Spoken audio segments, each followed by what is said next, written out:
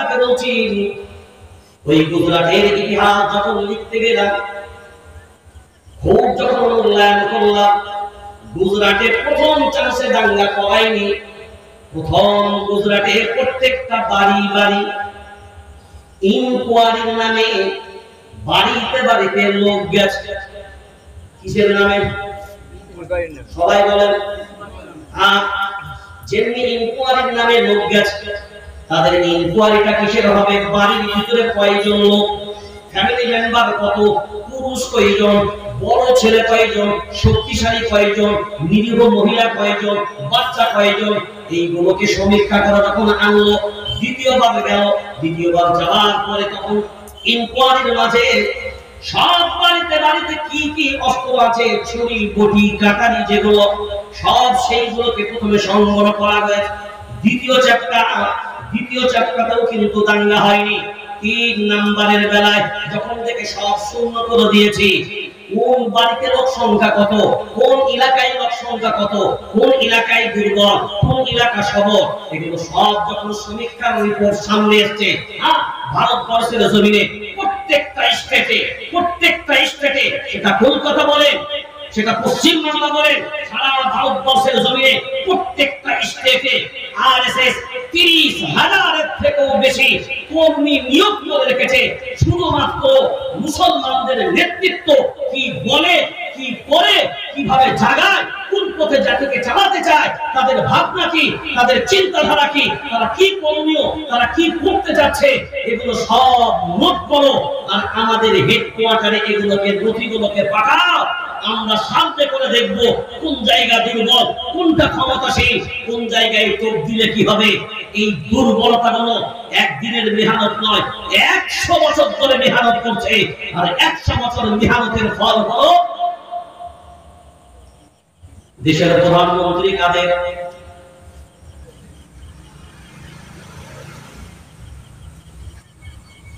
ভাবেননি কোনদিন?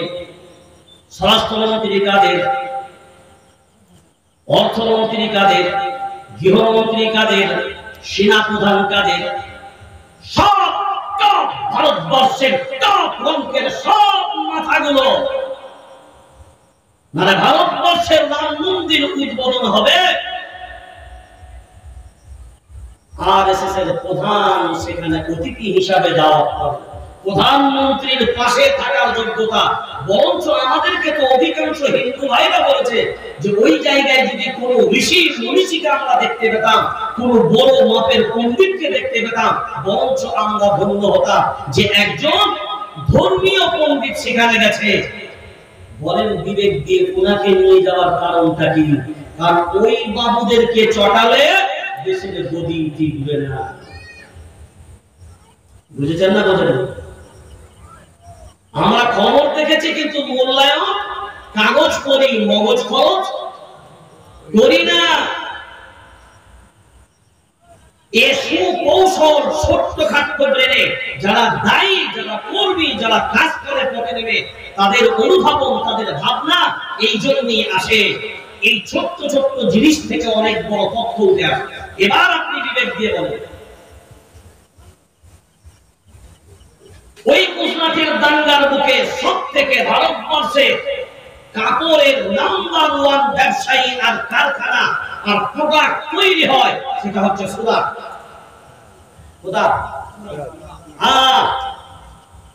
ওই দাঙ্গায় প্রথম ওই কলকারখানাগুলোকে প্রথম টার্গেট করা হয়। মানুষকে, ভারতবর্ষের মানুষগুলোকে দুর্বল করতে গেলে দুর্বল সেই মানুষটা হয়। একটা মানুষের শক্তি থাকলেও সে যদি অভাবী হয়, সে চাইলেও দুর্বল। কি বললাম? চাইলেও। নোটবন্দি এমনি এমনি হয়নি। যদি নোটবন্দি ভারতবর্ষের কালো ধন ফিরিয়ে নিয়ে আসার জন্য হতো, সারা ভারতবর্ষের মিডিয়াগুলো কোথায় ঘুমালো? কয় পার্সেন্ট কালো ধন বাড়িতে ফিরে এসছে বলো? নোটবন্দি তো হলো, যার উদ্দেশ্যে নোটবন্দি হলো সেই উদ্দেশ্যে তুমি বিবেক দিয়ে ভাবনা চিন্তা করে বলো যে কয় টাকা কালো ধন বিদেশের টাকা ভিতরে ঢুকলো।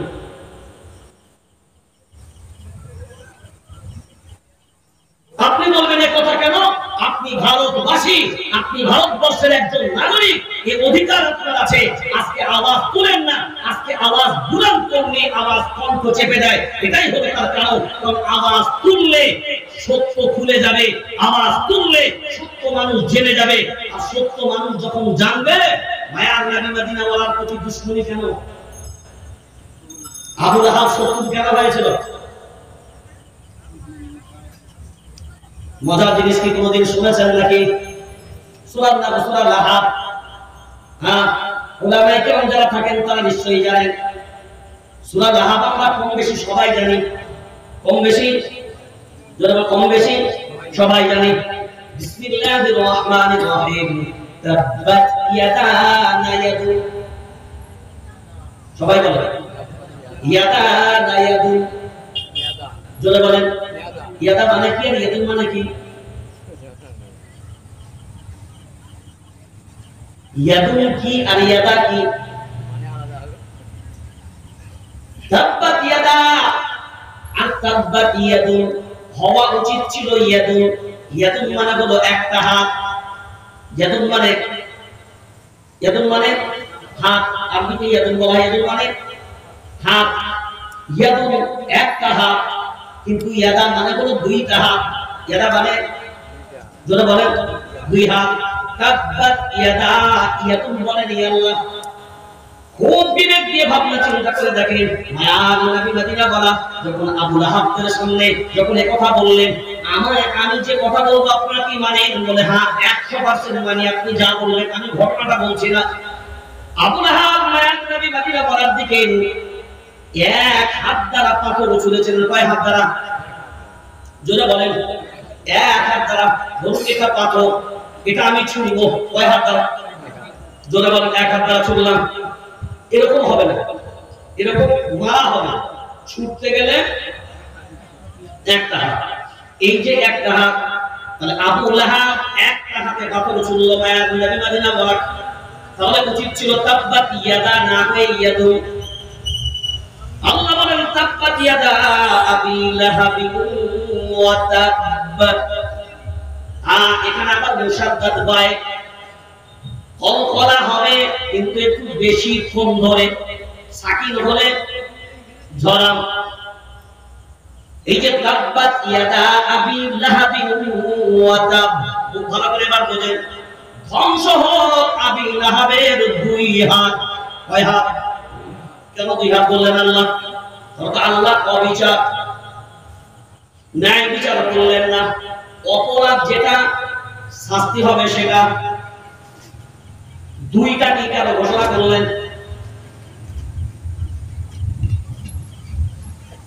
এটাও বুঝবেন। নাম্বার 2, মা আগনা আনহু মালুহু ওয়া মা কাসাব। বুঝলাম আবু লাহাব বলেছে ওর হাত দুই ধ্বংস হবে, কিন্তু মা আগনা আনহু মালুহু তার মাল ওয়া মা কাসাব, আর মাল ধ্বংস, আর মাল ধ্বংস, আর মালকেও ধ্বংস করা হবে। হাত দিয়ে ছুঁড়লো, মাল কি দোষ করলো? আল্লাহ মালের কথাও তুললেন কেন? মা আবনা আনহু মালুহু ওয়া মা কাসাব। এইগুলো অনেক গভীর ভাবে বোঝার ব্যাপার। চলেন আর একটা লাগিয়ে যাই। সায়াসলা হওয়া উচিত ছিল ইয়াসলা নারন। সায়াসলা সিন প্রথমে ব্যবহার করলেন, সায়াসলা এই যে সিন প্রথমে ব্যবহার করলেন, সিন এই জন্যই ব্যবহার করা হয় অচিরেই, তাড়াতাড়ি, খুব দ্রুত, মানে খুব তাড়াতাড়ি, অচিরে। সায়াসলা নারন যাতা লাহাবি ওয়া মারাআতু। ওয়া মারাআতু, ওয়া মারাআতু। শুধু আবু লাহাবের মাল হাত দুটো ধ্বংস হবে তা না। হে মুসলমানের দিকে তাকা, আবু লাহাব করেছে একটা হাতে, আল্লাহ বলেন ইয়াদা, দুটো হাত তোর ধ্বংস হবে। আবার বললেন মা আগনা আনহু মালুহু, তোর মাল ধ্বংস হবে। ওখানে ক্ষান্ত না হয়ে এবার বললেন ওয়া মারাআতু, তোর বিবিও জাহান্নামে যাবে। কটা গেলেন? জোরে বল, জোরে। 30 এখন বলেন বিবি অপরাধ করেছে, বিবিটার কথাও কেন বললেন? আবু লাহাবের যত ভদ্র কাজ আছে, ওর আগে অটা লাগিয়ে দিলেন। কি বললাম? আবু লাহাবের যত ভদ্র কাজ আছে, আর যদি বলে কর্ম, তো আবু লাহাবের যত কর্ম আছে কুটাকে পিছনে লাগিয়ে দিবেন। কোনটা লাগাবেন? বল কোনটাকে? কুটাকে। তাহলে কর্মের আগে কু লাগালে, হ্যাঁ, কিছু কিছু জিনিস অভ্যাস করে কুকর্ম। এই অধিকাংশ পুরুষ যে কুকর্ম করে তার পিছনে অধিকাংশ স্ত্রীদের ইন্ধন থাকে, আর অধিকাংশ কুকাজে তার মাল তার সহযোগী হয়। কে? তার মাল তার সহযোগী হয়। আর দ্বীনের ক্ষেত্রে কি আল্লাহ জান্নাত দিবেন কয়টা জায়গায় বলেছেন? ইন্নাল্লাহা আশতারা মিনাল মুমিনিনা আনফুসাহুম ওয়া আমওয়ালাহুম ওয়া আমওয়ালাহুম জানা মাল, জানা মাল। দেখেন এখানেও দেখেন জানের বিনিময়ে যদি আল্লাহ বলতেন আমার কথা হলো, কিন্তু আল্লাহ বলছেন জান্নাতটা যে পাবি জান্নাত, জোরে বল, জান্নাত মালের বিনিময়ে পাবি। তাহলে মাল একটা ফ্যাক্টর, মাল একটা ফ্যাক্ট। ওরা গবেষণা করে চিন্তা ভাবনা করে দেখেছে এ জাতিকে ধ্বংস করতে গেলে, এই জাতিকে শেষ করতে গেলে এর মাল, এর অর্থটাকে টার্গেট করে। চাকরি আছে মুসলমানদের? জোরে হা দেবেন। সমীক্ষাগুলো বুঝবেন, হাতে কলমে চেষ্টা করবো একটু বুঝানো। চাকরি আছে? ব্যবসায়, চাষে কি পাচ্ছেন?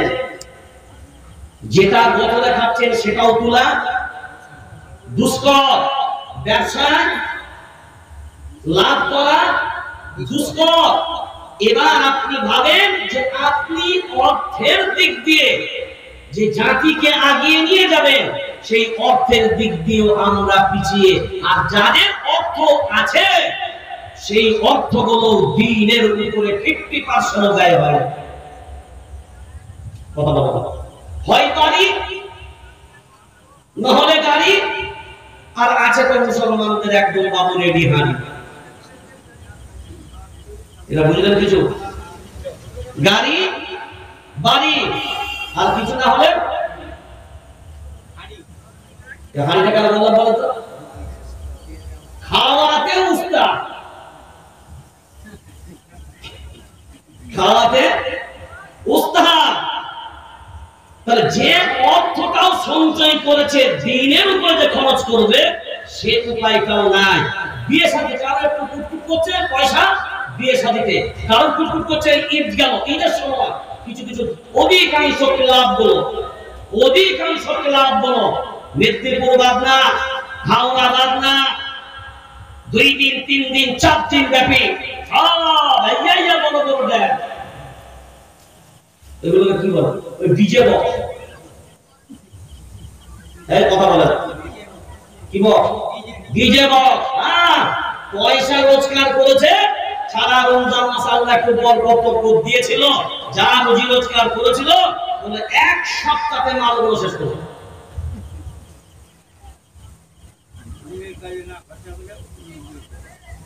আমি আপনাকে হেডলাইনটা বলিনি এখনো, আমি শুধু হেডলাইনটাই যাচ্ছি। আমি জলসা এখনো বলিনি, আমি হেডলাইনটাকেই যাচ্ছি। ওই হেডলাইনটাই আপনার জলসা।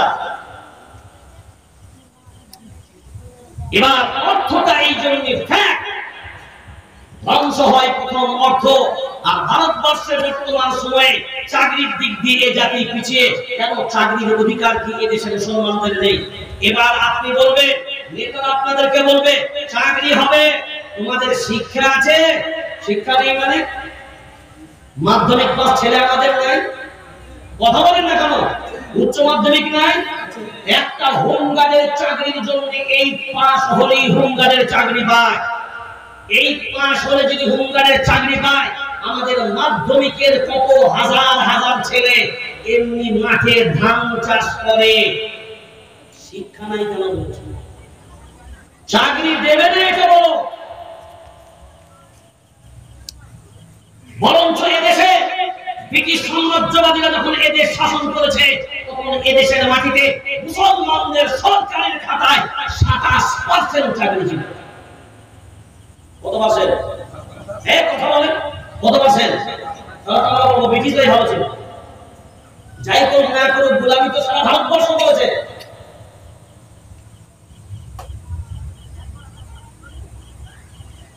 যারা এই দেশের জন্য শ্রম দিল, রক্ত দিল, সব দিল, এই দেশের স্বাধীনতায় আজকে পার্লামেন্ট তোমাদের হাতে তুলে দিল, আজকে তাদেরই মাথায় বেল ভেবে খাচ্ছ। বলো,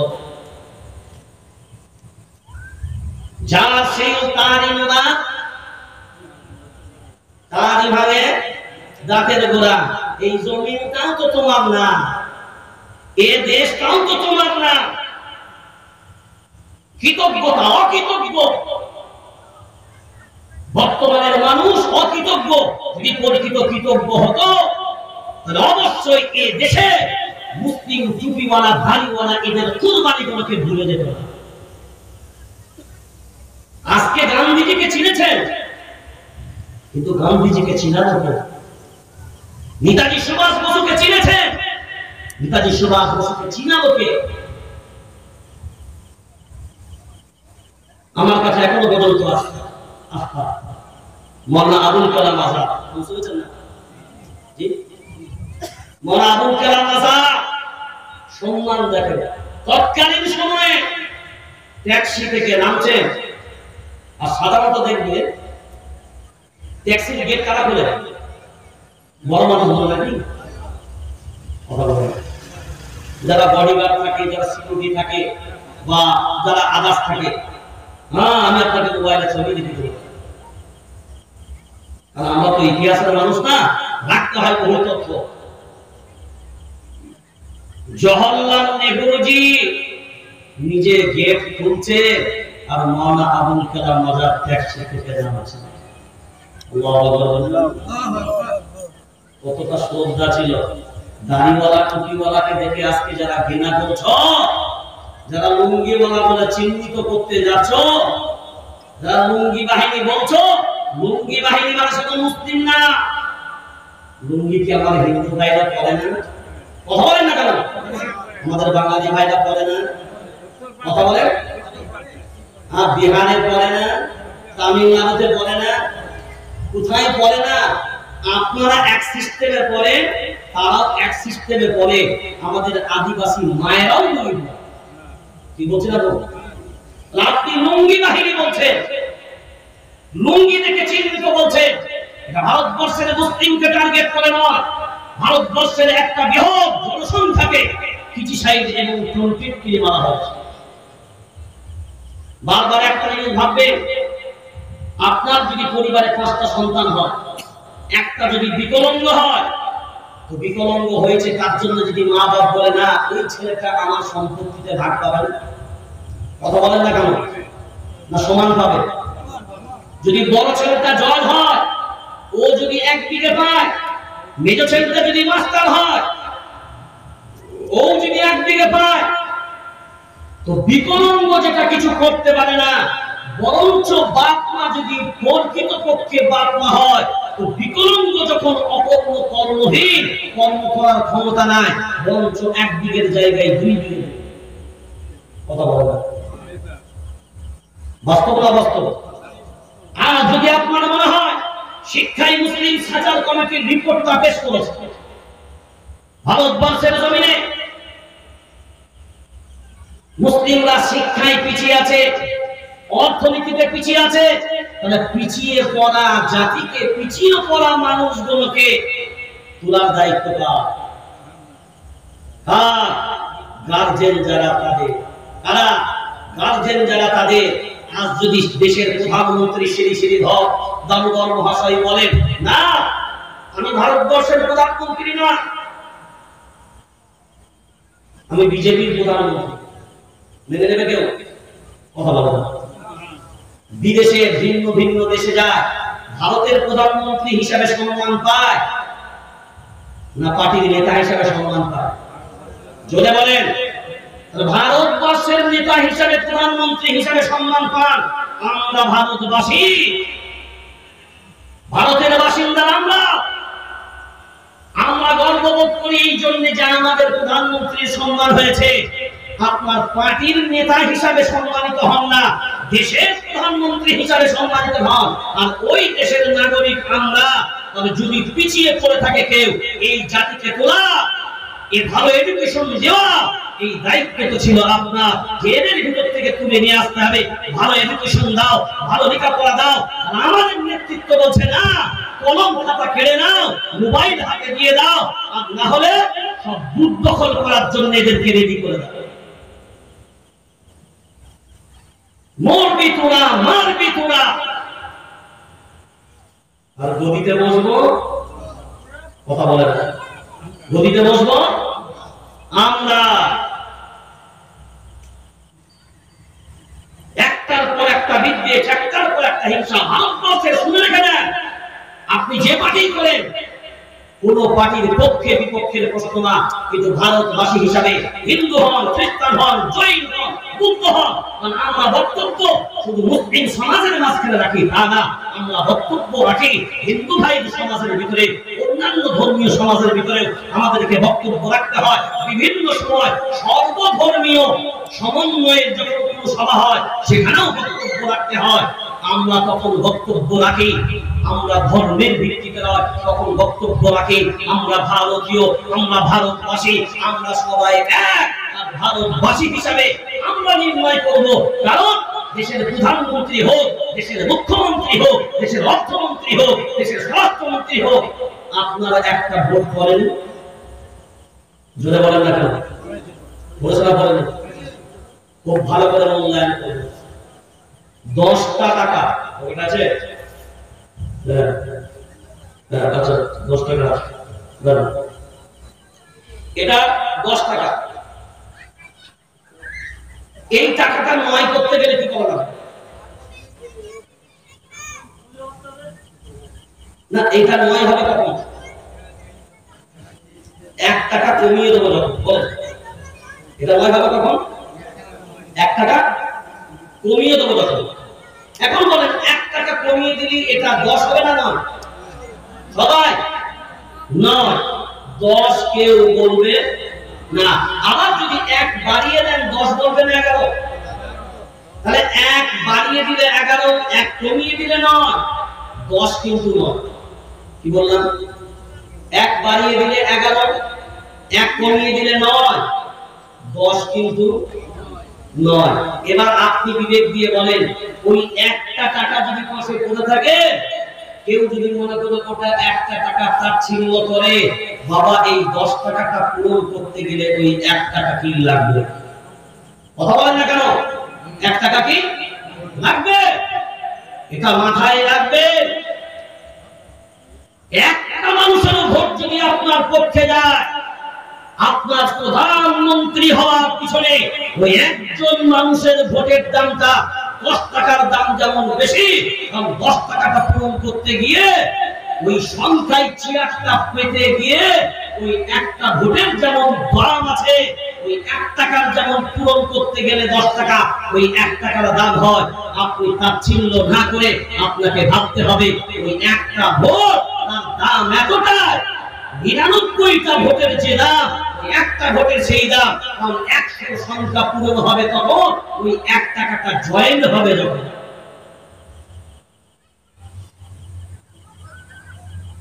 বুঝতে পারছেন না বাবা? আপনাকে বুঝতে হবে আপনি কোথাকার প্রধানমন্ত্রী, ভারতবর্ষের প্রধানমন্ত্রী। আপনাকে ভাবতে হবে আপনি ভারতবর্ষের জনগণের প্রধানমন্ত্রী। আপনাকে ভাবতে হবে আমি এই হিন্দুস্তানের প্রধানমন্ত্রী, কোন দলের না। এটা যদি হয় তাহলে কাউকে টার্গেট করে নয়, কোন জাতিকে টার্গেট করে নয়, এটা আপনাকে মাথায় রাখতে হবে। সেই জন্য খুব ভালো করে আগিয়ে এবার আগা। এবার বলেন, তাহলে যে দেশের মানচিত্রে আমরা বর্তমানে আছি 40 কোটি জনসংখ্যা মুসলমান। এবার আমার কথা হেডলাইনটা, মূল সাব হেডিংটা আপনাকে বলবো, এটাকে মূল্যায়ন করা। এখানেও যারা বসে আছেন জবাব পাবেন। সারা দুনিয়ার কয়শো কোটি মুসলমান বললাম? সবাই 200 কোটি মুসলমান। ভারতবর্ষের মুসলমান জনসংখ্যা কত বললাম? 40 কোটি মুসলমান। দেশের প্রধানমন্ত্রী প্রথমবার প্রধানমন্ত্রী হয়েছিল, ভোট পেয়েছিল কত জানেন? 17 কোটি। কত কোটি জোরে বলেন? কত কোটি? 17 কোটি। ভারতবর্ষের বর্তমান মুসলিম জনসংখ্যা হলো 40 কোটি। দেশের প্রধানমন্ত্রী প্রথম ভোট পেয়ে প্রধানমন্ত্রী হলেন 17 কোটি ভোট পেয়ে। একক সংখ্যায় তার ঝুলিতে বলল। এখন বিবেক দিয়ে যদি আমরা এই জায়গায় মূল্যায়ন করি, এই ভারতবর্ষের 40 কোটি মুসলমান, এই দরজা এলাকায় যারা বসে আছে, এই জলসা যারা শুনছেন, তারাও আর সারা দুনিয়ার মুসলমান ফেসবুক যারা চালায়, ইউটিউব যারা চালায়, সোশ্যাল মিডিয়া যারা চালায়, অনলাইনে ব্যস্ত থাকে যারা, এ ভাবনা তারাও। এবার আপনি বলেন, সব বাড়ির একটাই প্রশ্ন, হুজুর কোরআন আমাদের। এবার তাকান, ওই কথাগুলো এবার মনে রাখতে হবে। আল্লাহ ঈমানওয়ালাদের বন্ধুর নাম জোরে বলেন আল্লাহ। আল্লাহ কালিমা মুত্তাবিবিন কালিমা নাম্বার 1, রব আমার নাম্বার 1, নবী আমার নাম্বার 1, কালিমা আমার নাম্বার 1, কিতাব আমার নাম্বার 1, ধর্ম আমার নাম্বার 1, জাতি আমি নাম্বার 1। এবার বিবেক দিয়ে বলেন, সব আমরা পেলাম, আল্লাহর কাছে হাত তুলতে দেরি, আমরা অন্যের কাছে হাত তুলি না। আল্লাহর কাছে চাই, অন্যের কাছে চাই না। এখন বিবেক দিয়ে বলেন, সব মানুষের একটাই প্রশ্ন, আমরা পেরে উঠছি না কেন?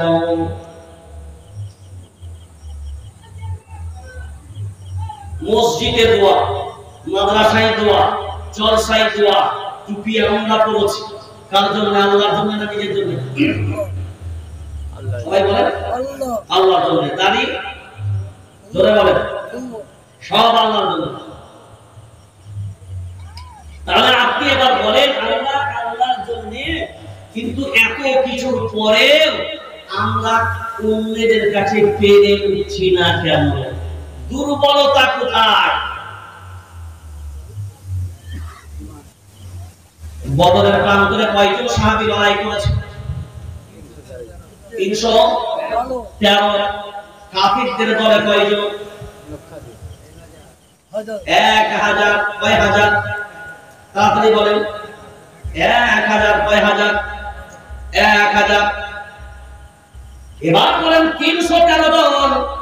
তাদের সামনে যে কিতাব ছিল, তাদের সামনে যে ধর্ম ছিল, তারা যে ধর্মটা মানতেন, তারা যে জাতি ছিল, তারা যে রবকে মানতেন, তারা যে কালিমা পড়েছেন, তারা যে নবীকে মানতেন, সেই কালিমা, সেই নবী, সেই রব, সেই কিতাব, সেই ধর্ম, সেই জাতি আমরা হ্যাঁ কি না? জোরে বলেন। আমরা যদি সেই জাতি হয় না আল্লাহর গোলাম, আমরা যদি সেই ধর্মের মানুষ হয়, 313 জন যদি 1000কে পরাজিত করে জয়ী হয়, সবাই আপনারা জানেন, ঘটনা অনেক শুনেছেন। কোরআনুল কারীম সূরার নাম সূরা আনফাল, 9 নম্বর পারা, 18 নম্বর সাফা। ফালাম তাকতুলুহুম ওয়ালাকিন্নাল্লাহা কাতালাহুম ওয়া মা রামাইতা ইয রামাইতা ওয়ালাকিন্নাল্লাহা রামা। আল্লাহু আকবার বলেন। ওয়া মা রামাইতা ইয রামাইতা ওয়ালাকিন্নাল্লাহা রামা। বদরের প্রান্তরে আপনি জানেন, একজন বড় মাপের কাফের লিডার, একজন সাহাবী, হাতে তলোয়ার নাই, বল্লম নাই, কিচ্ছু নাই, খঞ্জর নাই। ওই বেঈমানকে হত্যা করা লাগবে, কোন অস্ত্র যখন সামনে নাই, তখন সামনে পেল কি একটা খেজুরের ডাল। ওই খেজুরের ডাল তুলে নিয়ে সে যেহেতু লড়াই করে আল্লাহর জন্য, ওমা রমাইতা ইয রমাইতা ওয়ালাকিন্নাল্লাহা রামা। আল্লাহ বলেন, সাহাবী টেনশন নাই, হাতে আপনি দেখেন খেজুরের ডাল, ওই খেজুরের ডাল আপনি চালানোর মালিক আপনারা হবেন, কিন্তু ওইটার দ্বারাই বেঈমানদেরকে সাইজ করে দেওয়ার দায়িত্ব আমি আল্লাহ আমার কুদরতে। সাহাবী খেজুরের ডাল চালালেন, বেঈমানের উপর আল্লাহ সুবহানাল্লাহ বলবেন না, কি দ্বারা? আল্লাহ দ্বারা। এজন্য বলেন খেজুরের ডাল দ্বারা আল্লাহ যদি শক্তি দেয়, আল্লাহ যদি সাহায্য করে, খেজুরের ডাল দিয়েও বিজয় লাভ করা, জোরে বলেন, লাভ করা যাবে। কারণ আফগানিস্তান একবার নয় হাজারবার লক্ষ্য করে দেখে, ট্যাঙ্কার নাই, রণপতরে কিচ্ছু নাই, তাদের কাছে এমন বড় বড় কামান নাই, তারপরেও দেখেন আমেরিকার দাদা বাবুরাও পর্যন্ত ওই বেঈমানদের জন্য আফগানিস্তানের মাটি ছাড়তে পালাতে পথ পায় না।